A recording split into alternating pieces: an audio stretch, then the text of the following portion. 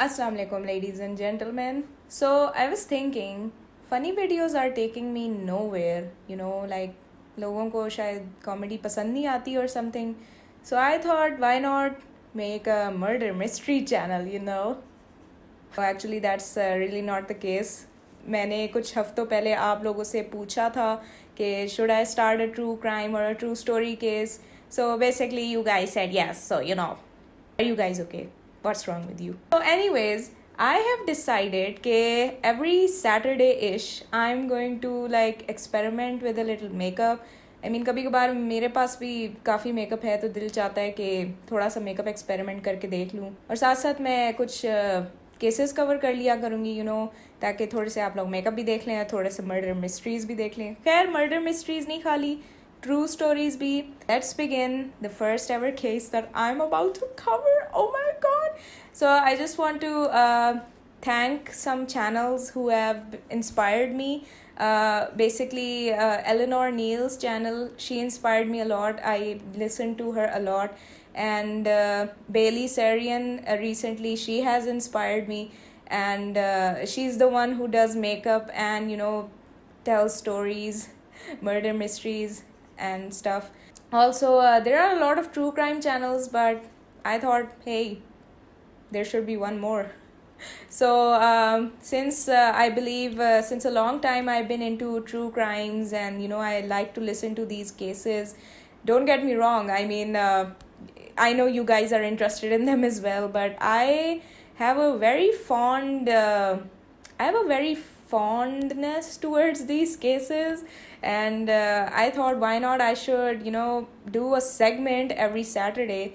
So, well, enough with the gibberish, let me just dive into it. So today I'm going to be talking about the case of Pakistan's brick killer. Yeah, I know, right? Even I didn't know that there was a person who was called the brick killer. So Amir Qayyum was born in 1981, and since childhood, his family reports that he was a very aggressive child, and he used to get into a lot of fights, at school and with his family and his sisters, and basically all the people that were around him. So he had a history of violence since childhood. I mean, the kid was kind of a little, it's sad because the kid was very aggressive since childhood. That's a very alarming sign. So his family and basically his father, he sort of kicked him out of the house, because he was causing a lot of fuss, and his sisters didn't appreciate him because he used to beat him up. He was the only brother of 5 sisters, so his father was like, get out of the house because this is not normal. So then his Mamu, his maternal uncle, he took him under his wings. He was really kind enough to do that. So basically Amir sort of spent most of his childhood with his maternal uncle, and he was like family to him, and he was really loving and really caring. So Amir finally thought that, hey, he got the house he wanted and the family he wanted. Not the house, I mean the family, So his Mamu, he didn't complain about him or anything, he didn't say anything like, basically with his Mamu, he was just fine, he wasn't that aggressive, and his Mamu didn't report any stuff. His Mamu's name was Dr. Shahid, by the way, because keep in mind that's a little relevant.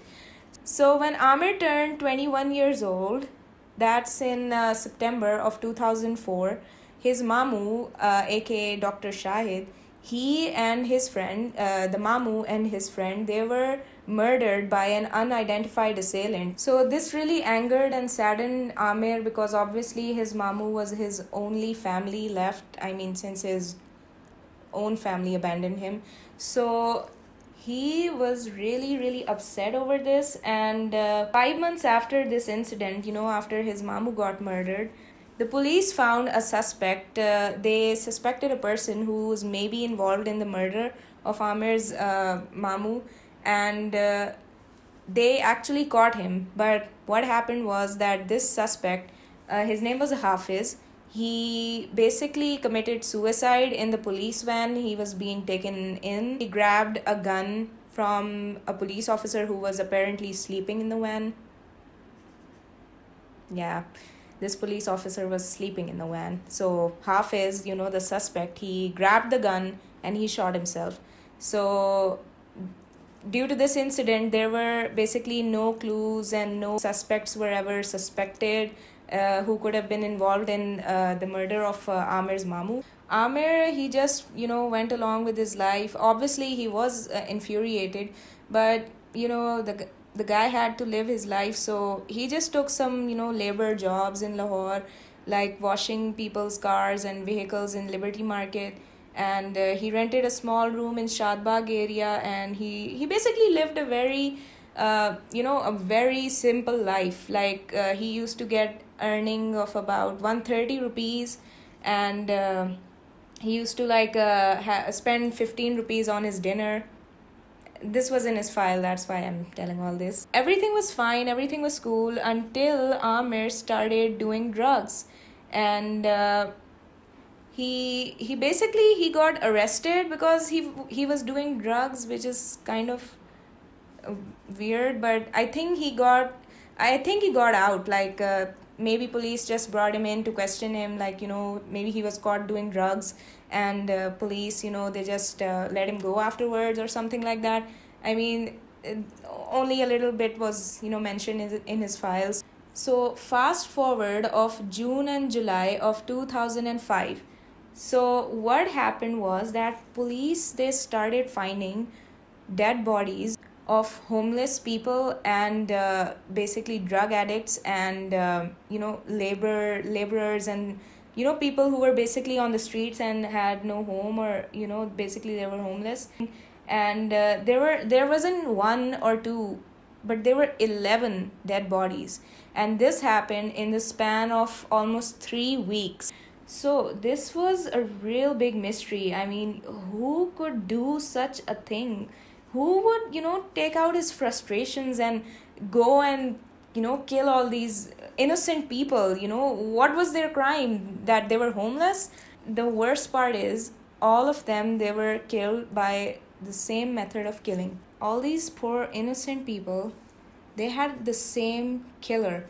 And I'm saying this because this person, he liked to bash the heads of these innocent people. Police were out to find this cold-blooded killer, but obviously they had no leads because they couldn't trace the DNA and stuff on the rocks, and these rocks, they were pretty heavy and big rocks. Since a young person can lift these kind of heavy rocks, they kind of got a lead that this person is a young person, maybe in his mid-20s or 30s. This caused panic among almost 200,000 people in Lahore, which is Pakistan's second largest city. And this all happened back in 2005, I mean, I remember when it was 2005, I was like maybe 10. No, I was 9. Yeah, I was 9. So obviously, I was too young to understand even, what's going on. But it wasn't until July 19th of 2005 in 2:30 a.m. in the morning. I mean, it's the morning actually, but for us it's the night. So 2:30 a.m. a private security guard, his name was Abdul Wakil Khan. He was just strolling around doing his usual duty, that he saw a man who he said was in his who looked like he was a young person. This man, he was picking up a big rock, okay, and right in front of him was a man. He was homeless. Obviously, he was sleeping, and this homeless person, his name was Ishtiaq. He didn't know that what was going to happen to him. So the security guard, he saw a man picking up a large rock and hitting Ishtiaq again and again. Obviously, the security guard got shocked that what is going on here, man, like, why is this person picking up a huge ass rock, and why is he starting hitting this man he doesn't even know? So obviously the security guard starts chasing this person, And luckily Ishtiaq survived. He was taken immediately to the hospital. So this security guard, he started screaming, and he came up to this person who was hitting the homeless person with a rock. He grabbed him by the arm and he was like, "Qatil, qatil," which is like killer, killer. And he started screaming and shouting. So this person, who's the serial killer, he started running for his life. So Abdul Wakil, he started screaming, obviously to get attention of people. I mean, it was 2:30 in the morning, so obviously everyone was sleeping. He started screaming for help, and immediately, the policemen who were, patrolling that area, they also joined him in the chase. So in the neighborhood, there was a person, his name was Ehsan Khan. He heard all these screaming and shouting and, people running. I mean, he couldn't hear people running, but he heard all the screaming and shouting. So he immediately came out of his house, and he saw this man being chased by a couple of policemen and this security guard. So he grabbed this person who was running towards him, and the policeman and the security guard, they were constantly screaming, "Catch him, he's a killer, just pakad lo isko." Ehsan Khan, he grabbed this person and he is caught. So SSP and the SP, they took this man into investigation, and he turned out to be none other than Amir Qayyum, the brick killer. Yeah, this is why he was known as the brick killer. So Amir Qayyum, he was arrested on July 19th of 2005. Ishtiaq, who was the homeless person, he would have been his 16th victim, but luckily he survived, like I said before. Soon after being arrested, he confessed to all the killings, the killings that took place in the span of these 3 weeks. He confessed to all of them. In Pakistan, when a criminal is usually caught, they are just like, "It was me," because obviously they know that there's no way out. So the SP, the superintendent of police, when he basically arrested Amir, he said that he appeared mentally deranged and killed for the sake of revenge. He has a history of violence and is the only brother of 5 sisters who claim that he is also violent with them, and he is a psychopath. So the SP also said that when he was asked why he used bricks to kill all these people, he said, "जब मुफ्त के हथियार सड़क पे पड़े हुए हैं तो खरीदने की क्या ज़रूरत है?" So when a criminal is arrested, psychiatrists come into play, and they basically do a psychoanalysis of these criminals. Psychoanalysis is done to find out the motive behind why these people do it. Oh my god, I got powder all over. This is kind of funny when I was reading it, because police, they intervened a lot in this. I mean, this is basically the psychologist or the psychiatrist job. They are appointed to do it. But the police were like, "No way, this guy is a psychopath, just put him behind bars." I mean, they were really adamant on, putting Amir behind bars, or rather just giving him the death sentence immediately. And I think I should not talk right now because my liner is going crazy. Yeah, so I put my eyeliner on. Yeah, so I was saying that basically psychologists and psychiatrists do a psychoanalysis of these killers, to find the motive behind why they did what they did. And the police, they were like, it was sort of like a fight between the police and, these psychiatrists. The police were like, "Oh, this person, he's a psychopath, he should be put behind bars immediately." But the psychologists, they were like, "Okay, but let us do the psychoanalysis first." Oh my god, ye bahut zyada lag gaya. So, while all this was happening, Amir Qayyum got his sentence from the anti-terrorism court in Pakistan, and he got the death sentence, obviously because he bludgeoned more than 12 to 15 people to death with big stones. So he got the death sentence, and he was executed on May 26th of 2006. No, I'm sorry. He was executed on May 10th of 2006. I kind of pitied Amir because he didn't have a normal childhood, and he was aggressive from the start. and his family kicked him out. He was abandoned, and his only family was taken away when he was like really young. So it was kind of a sad case to cover, and since it was my first one, I hope it was fine, and don't mind me, going here and there with my makeup talks in between and in the middle. And I couldn't complete this look without the falsies and my mascara. Please forgive me for that. So if you like to know what products I'm using, I will upload them on my Instagram page. You can follow me there.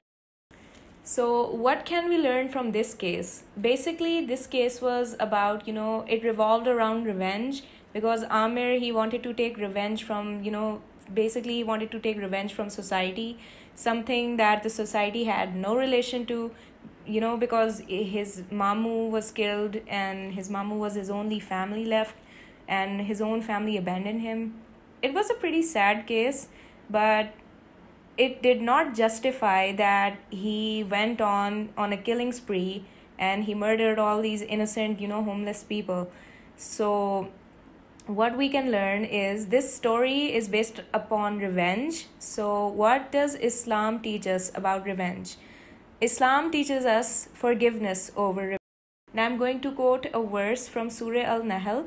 It says, if you want to retaliate to the same degree as the injury done to you. But if you are patient, it is better to be so. In other words, if a person is wronged and he basically puts patience and forgiveness above revenge, he is more valued in the eyes of Allah Almighty. It is narrated on the authority of Hazrat Aisha Raziyallahu Ta'ala Anhu that the Prophet Sallallahu Alaihi Wasallam never avenged for his own self. And this is from Sahih al-Bukhari. So yeah, I hope you like this video, and do like this video and share it with your friends. Inshallah, I will try to, be regular with this and upload every Saturday all the, true stories or true crimes like this. So inshallah, I'll see you in the next video. Until next time, Allah Hafiz and take care.